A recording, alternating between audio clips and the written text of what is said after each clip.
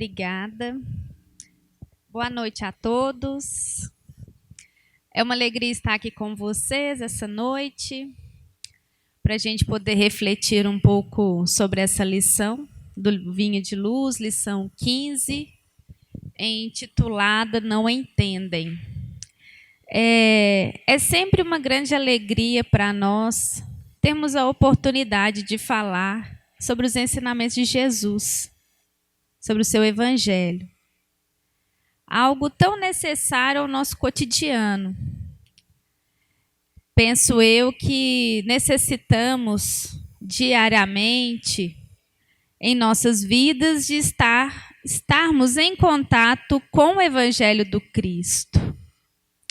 Pois ele é para nós um roteiro, um caminho, o qual a gente tem que sempre buscar se embasar, refletir, aprender um pouco mais.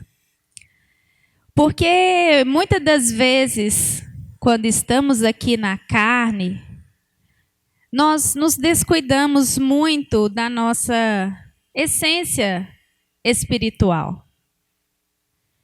Muitas das vezes a gente se esquece que somos espíritos eternos, imortais, vivenciando experiências na carne. E o nosso tempo neste corpo, ele é muito pequeno e singelo, mediante o nosso tempo de constituição completa. Nós não temos a condição hoje, às vezes, de entender e recordar o momento da nossa criação. Mas sabemos, principalmente com o que a doutrina espírita traz para nós, que nós temos uma bagagem milenar.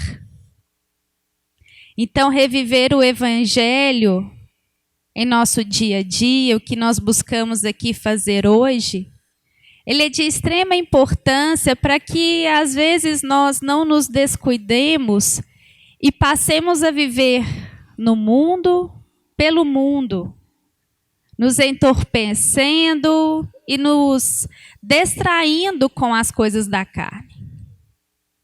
E isso é uma coisa que acontece com 99,999% de todos nós. São raras, às vezes, aqueles espíritos encarnados aqui na Terra que conseguem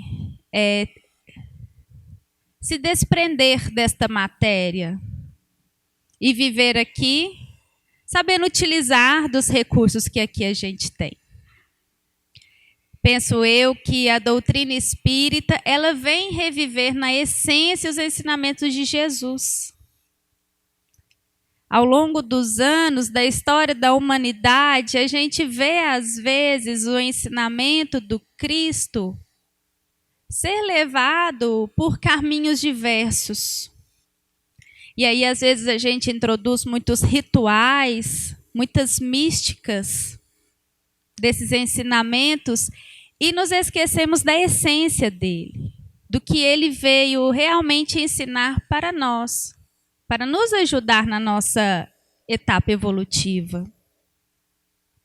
A Revista Espírita, de fevereiro de 1868, se eu não estiver enganada, já coloca para nós e descreve a questão dos espíritos crísticos e puros, do qual Jesus faz parte, que possuem uma comunhão e um elo direto com Deus. Eles comungam do que Deus é. Eles chegaram a um nível de evolução, o qual eles já compreendem o que é Deus.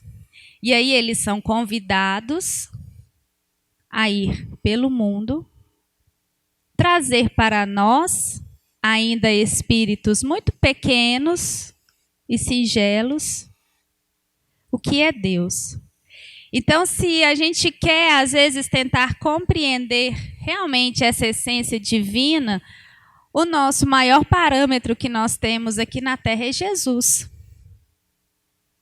E a doutrina espírita vem reviver, buscar reviver essa essência desse evangelho, desses ensinamentos, para que realmente nos dê norte e caminho para a nossa jornada. Então, é muito importante a gente buscar não se desconectar desses ensinamentos e dessa essência. Então, é muito importante quando a gente se propõe a vir ao espaço da casa espírita. É óbvio que as formas de nos conectarmos com Deus são diversas. Falo por mim, às vezes ainda pela nossa indisciplina, pela nossa dificuldade. Quando a gente sai, por exemplo, do nosso lar, do nosso conforto, da nossa casa, e faz um movimento em vir à casa espírita, já gera em nós uma mudança da nossa sintonia, já gera em nós uma mudança da nossa vibração e da nossa energia. Creio a todos que aqui estão, se pudessem estar em casa, fazendo uma outra atividade agora, às vezes, muitas das vezes, a gente escolheria por isso. Então, sempre que for possível, a gente não deve desprezar esses momentos e essas oportunidades que a gente tem. E devemos sempre buscar esses elos de conexão que nos ajudam a ressignificar a nossa existência aqui na Terra. Trazendo um pouco agora para a mensagem que o Emmanuel traz para a gente, do Vinha de Luz, a lição 15, não entendem. Trazendo um resumo desta mensagem, o Emmanuel quer dizer para nós que nós utilizamos de uma maneira muito infeliz a palavra. E aí eu pergunto a vocês, como tem sido a comunicação de vocês? O que vocês, ao longo dos dias, dos espaços que ocupam, estão dizendo? Será que às vezes a gente se preocupa em fazer em nós um asseio verbal? Ter um cuidado da nossa fala? Será que às vezes em um momento onde nós estamos mais irritados, cansados, desanimados, será que às vezes é um momento que a gente busca primeiro se silenciar, tratar aquilo que vai no nosso íntimo, para às vezes não lançar uma palavra indevida? Será que nós temos, às vezes, esse cuidado, esse costume? Já existe, né, um ditado popular que existem 3 coisas, né, que são lançadas e que nunca mais tem como você voltar atrás, né? Se eu não me engano, acho que é a pedra, a flecha e a palavra. Não sei se é bem essa a regra. Mas só para elucidar isso que a gente traz, a partir do momento que a gente omite uma palavra, a gente omite uma opinião, que a gente omite às vezes uma ofensa, não tem como mais a gente voltar atrás, aquilo já foi lançado. Por mais que a gente busque se refazer, se desculpar às vezes por algo que a gente falou, é difícil. Aquilo marca as pessoas. E às vezes essas marcas vão se propagar por muito tempo ainda. Então o Emmanuel ele traz para a gente de uma forma muito enfática sobre a forma errada e equivocada que nós temos utilizado a palavra. E aí ele vai trazer na epígrafe dessa mensagem a primeira carta que Paulo envia a Timóteo. Essa epígrafe ela está no capítulo 1, no versículo 7. E Paulo fala desta forma para Timóteo: querendo ser doutores da lei e não entendendo nem o que dizem, nem o que afirmam. No início dessa mensagem, o Emmanuel ele faz uma referência, às vezes, às pessoas de destaque da nossa sociedade. Especificamente aqui, ele traz a referência dos doutores da lei. Que naquela época de Jesus, os doutores da lei, para os judeus, eles tinham uma marca muito importante. Literalmente, eles ditavam as regras. Então, às vezes, o que eles diziam era seguido pela população. E às vezes, daqueles que buscassem questionar. Se assim, às vezes, a pessoa buscasse um ponto de questionamento, não daria muito certo para ela, não tinha muita opinião. É o que é dito, literalmente tem que ser cumprido. E aqui, se vocês observarem o que o Emmanuel está trazendo, ele está falando o seguinte: os doutores da lei, o que eles estão dizendo, eles não entendem e não compreendem. Ou seja, popularmente, né? A pessoa não está sabendo nem a hora que ela está com fome. Que dirá, às vezes, aquilo que ela está falando. E, de certa forma, eles querem ser doutores da lei, eles querem ocupar um lugar de destaque, eles querem, às vezes, ditar regras, através, principalmente, da fala. Eu falo e você obedece. E eles não estão entendendo aquilo, às vezes, que eles estão afirmando. Caminhando um pouco mais na mensagem, o Emmanuel ele abre um leque maior sobre essa discussão. Ele fala que a sociedade comum, em quase todo o mundo, é campo de batalha neste particular. A sociedade comum, ou seja, nós aqui. Em quase todo o mundo, é campo de batalha neste particular. Então, aqui ele não está, às vezes, falando apenas dos doutores da lei, daqueles que são as representações políticas, sociais, da nossa sociedade, aqueles que são os líderes. Mas ele está trazendo para todos nós. E aí ele continua: em vista da condenável influência dos que impõem por doutores em informações descabidas. São esses envenenadores inconscientes que difundem a desarmonia, não entendendo o que afirmam. Através deles, opera-se a perturbação e o estacionamento. E aí eu pergunto a vocês, será que às vezes no nosso cotidiano, no nosso dia a dia, nós estamos buscando nos capacitar, literalmente estudar, aprofundar, sobre certos assuntos, às vezes os quais nós estamos omitindo opiniões?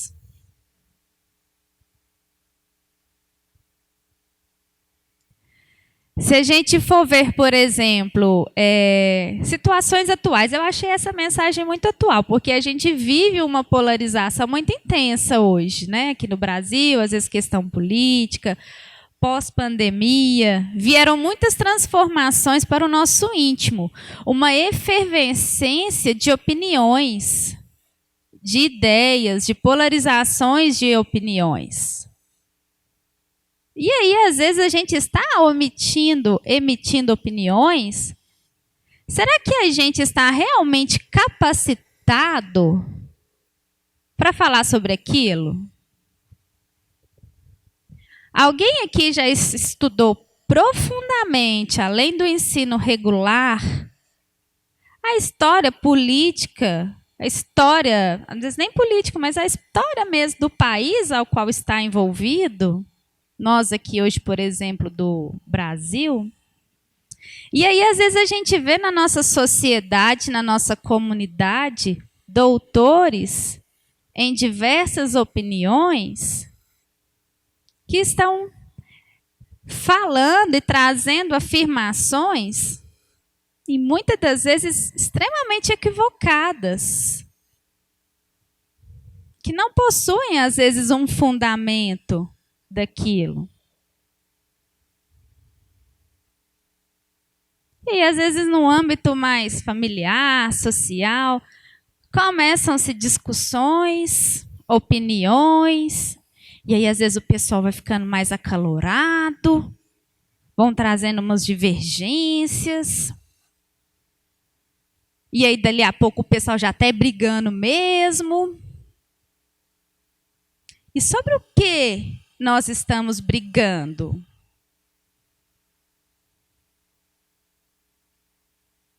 Quais são os assuntos os quais nós estamos conversando hoje na nossa sociedade? Sobre o que, às vezes, nós estamos indo para as redes sociais para emitir opiniões? E o que nós estamos absorvendo também? O que nós estamos consumindo disso hoje? E aí eu acho que a gente precisa criar muito hoje na nossa vida em relação a isso, que é um senso crítico. Hoje a gente vive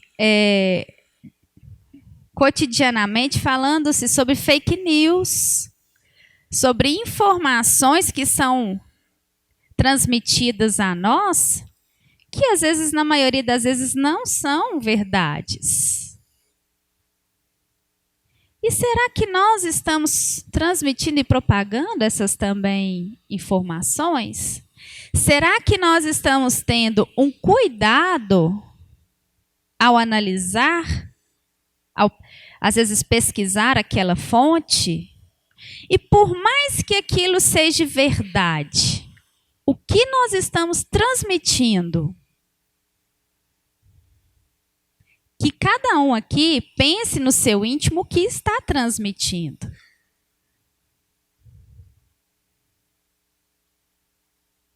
Porque às vezes a gente utiliza de uma rede social que é tão próxima a nós hoje para transmitir opiniões que às vezes a gente também não tem tanta coragem, às vezes, de falar assim em público. Mas aqui ele está dizendo de nós. E o que será que a gente está levando ao outro? E aí o Emmanuel, um pouco mais à frente na mensagem, ele afirma que em todos os lugares surgem multidões que abusam da palavra. Multidões. Nós estamos fazendo parte dessa multidão que abusa da palavra?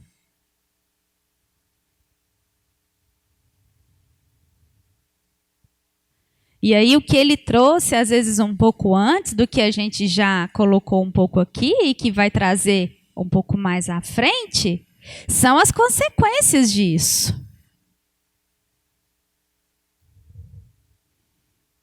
O que ele fala? São envenenadores inconscientes que difundem o quê? A desarmonia.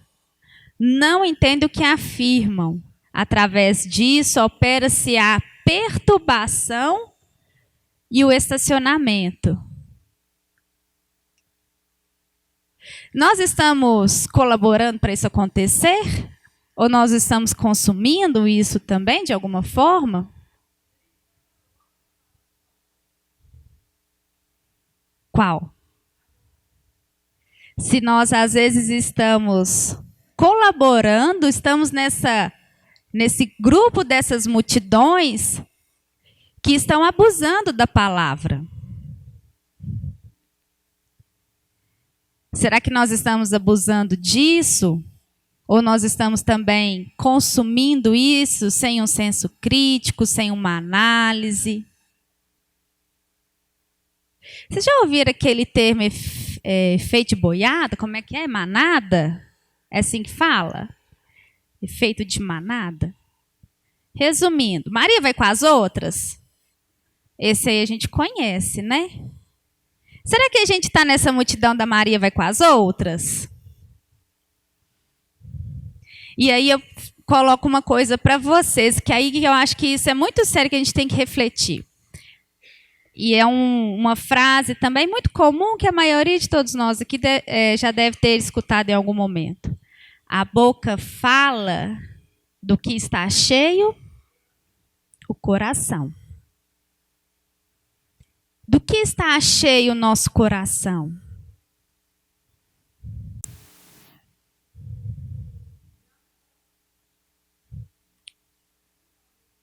De amor? Que assim seja. Mas se a boca fala do que está cheio o coração, quais sentimentos nós estamos nutrindo em nós? Quais pensamentos? Porque a fala, às vezes, ela é uma terceira ação. Aí eu nunca sei qual que é a ordem, que a gente pensa, sente e fala, ou se a gente sente, pensa e fala. Alguém sabe?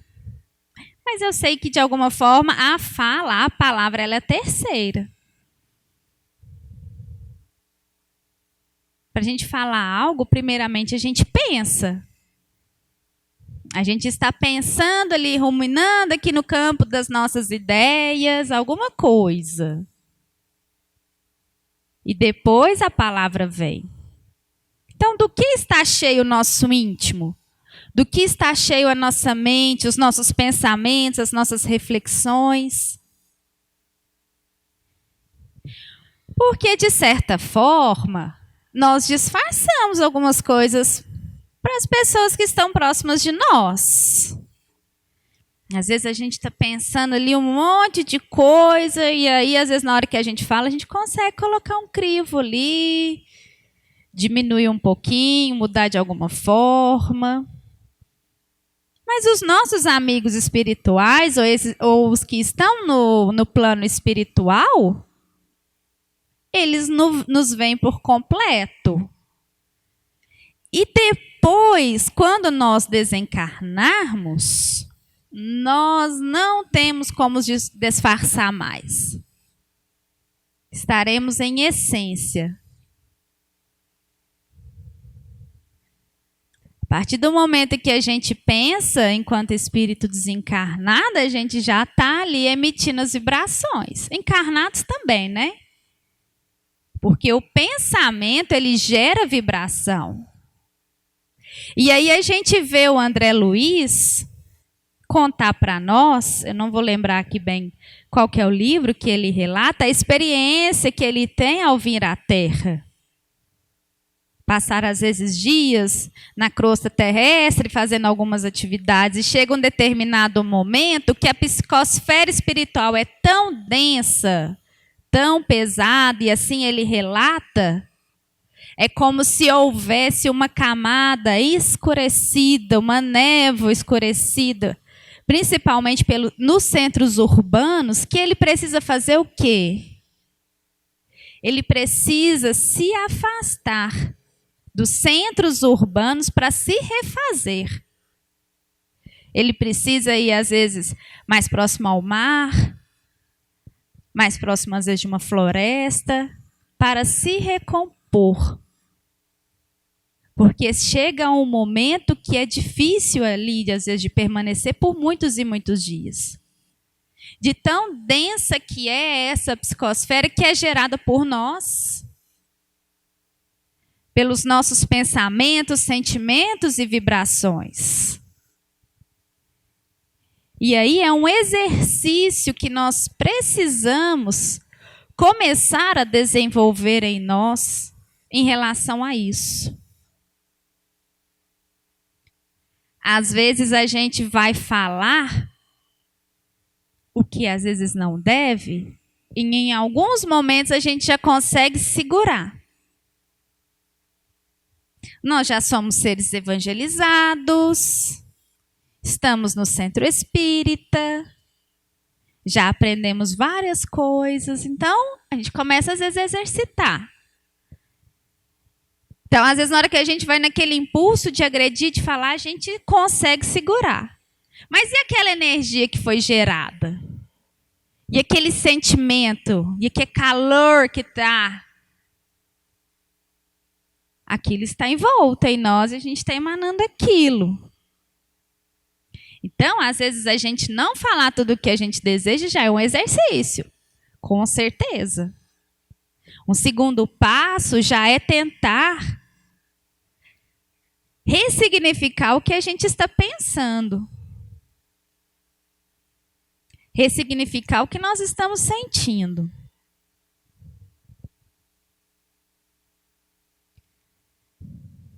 E nesse processo todo, por quem às vezes será que nós estamos sendo influenciados?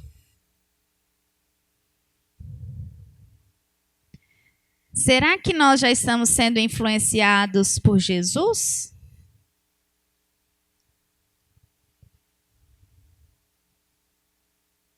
Nesse processo de pensar, sentir, falar? A gente já consegue interiorizar isso em nós? Ou será que a gente ainda é influenciado pelo mundo? Vocês já pararam para pensar? O que será, às vezes, fatos sociais que a gente vive aqui hoje? E, às vezes, a gente defende pontos de vista, situações com unhas de dentes? Vocês já pararam para pensar como é que isso será socialmente, espiritualmente, daqui 100 anos? Pense em algo hoje da sociedade que lhe incomoda profundamente. Como será esse fato daqui 100 anos? Daqui 200 anos?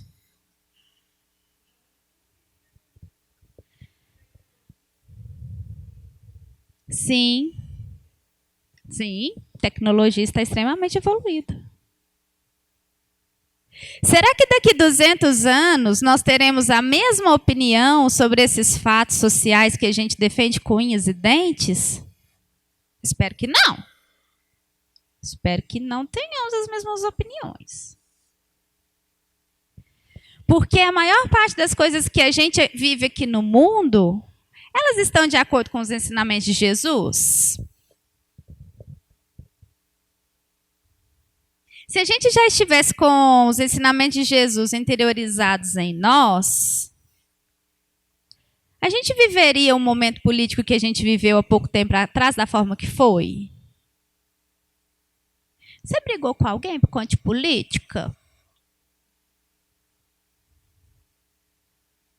E você está defendendo quem nessa briga?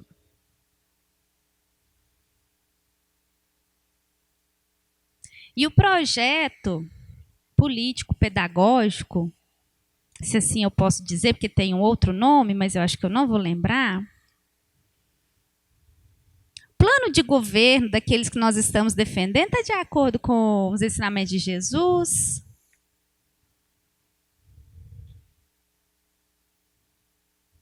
E nós estamos brigando com o povo para quê? Por quê? Por conta de diferenças de ideias, de opiniões. E aí eu pergunto para vocês, se todos nós, vou falar dos encarnados que estamos aqui na Terra, se todos nós que estamos aqui encarnados na Terra já estivéssemos com o Evangelho de Jesus interiorizados em nós, como será que seria a nossa sociedade hoje?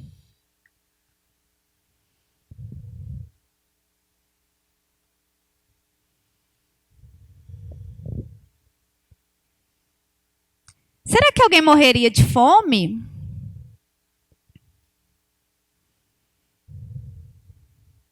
Será que alguém não teria um lar para dormir, para se abrigar?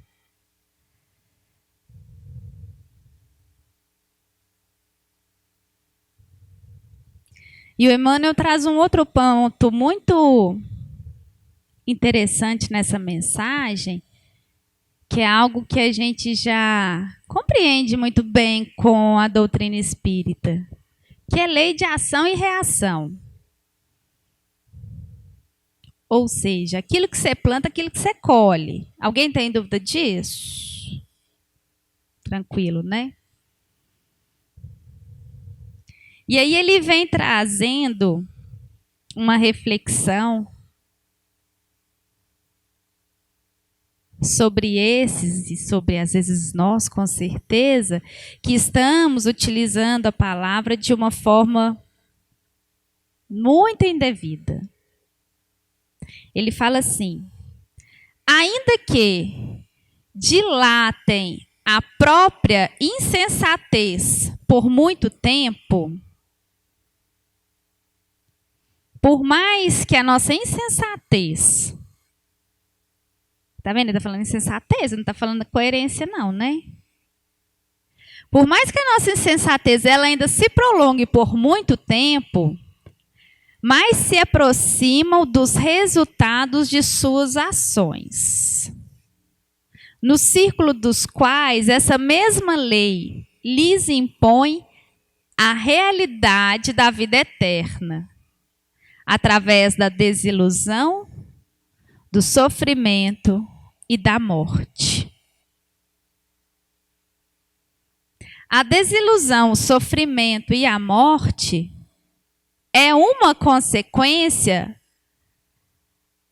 a qual tomarão aqueles que dilatam por um longo tempo ainda a sua insensatez. Desilusão. Porque eu fico pensando às vezes, não sei se aqui tem companheiros que trabalham às vezes em reunião mediúnica, se alguém teve às vezes a oportunidade de participar, chegam para nós, e isso é de vez em sempre, para não falar toda reunião mediúnica, espíritos que possuem um pensamento ainda tão fechado e cristalizado mediante determinadas convicções que possuem, que às vezes estão nisso por séculos. Quantos padres não chegam nas reuniões mediúnicas lutando contra o que ali está sendo feito, lutando contra a doutrina espírita, porque eles possuem uma convicção que aquilo é coisa do demônio. Vocês sabem quanto tempo esses irmãos estão nessa situação? Que às vezes encarna, desencarna, encarna, desencarna e ainda mantém isso. Se alguém tiver tido já a oportunidade de ler o livro Libertação, se eu não estiver enganada, do André Luiz, lá traz o caso do Gregório. Gregório foi um papa, que se eu não estiver enganada, lá pelo século V, alguém lembra aí, se alguém puder trazer uma informação mais precisa? Mas, enfim, quando o André Luiz começou a acompanhar o caso dele, né, onde a espiritualidade tentava ali de alguma forma um resgate, né, por um espírito que muito amava ele, há muito tempo buscava uma oportunidade de se reencontrar com ele, de ajudá-lo, já tinha milênio que Gregório mantinha o mesmo pensamento fixo. no livro eu acho que traz essa informação. Ele foi um dos papas que mais divulgou a Inquisição, que mais queimou pessoas na fogueira. E ele ainda estava ali. Agora, qual será a desilusão e o sofrimento desse ser quando conseguir realmente compreender que aquilo que às vezes ele mantém como ideia fixa e certa por tanto tempo era apenas uma ilusão criada. E aí, para a gente às vezes não cair nisso, o que nós temos que seguir em nossa vida é Jesus. É o que ele veio ensinar para a gente. E aí nós somos convidados a sermos coerentes com esse evangelho que a gente acredita. Quais têm sido os nossos comportamentos, as nossas ações e as nossas falas, mediante o que Jesus veio trazer para nós? E aí nós somos ainda convidados a levar isso para onde a gente vai. O que nós estamos levando aonde a gente vai? É discórdia? É desentendimento? É conflito? Ou nós estamos tentando ser uma pessoa que se esforça nas suas dificuldades para ser uma pessoa melhor? E tentar entender e seguir o que Cristo trouxe. Qual é o nosso comportamento mediante a nossa sociedade? E aí, para a gente já começar a finalizar, acho que já está esgotando o nosso tempo. Evangelho segundo o Espiritismo, capítulo 20. Os trabalhadores da última hora. Já ouviram falar, né? Que nós somos os trabalhadores da última hora.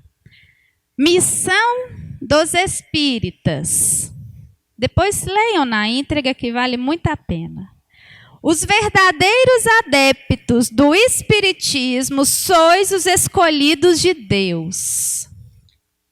Ide e pregai a palavra divina.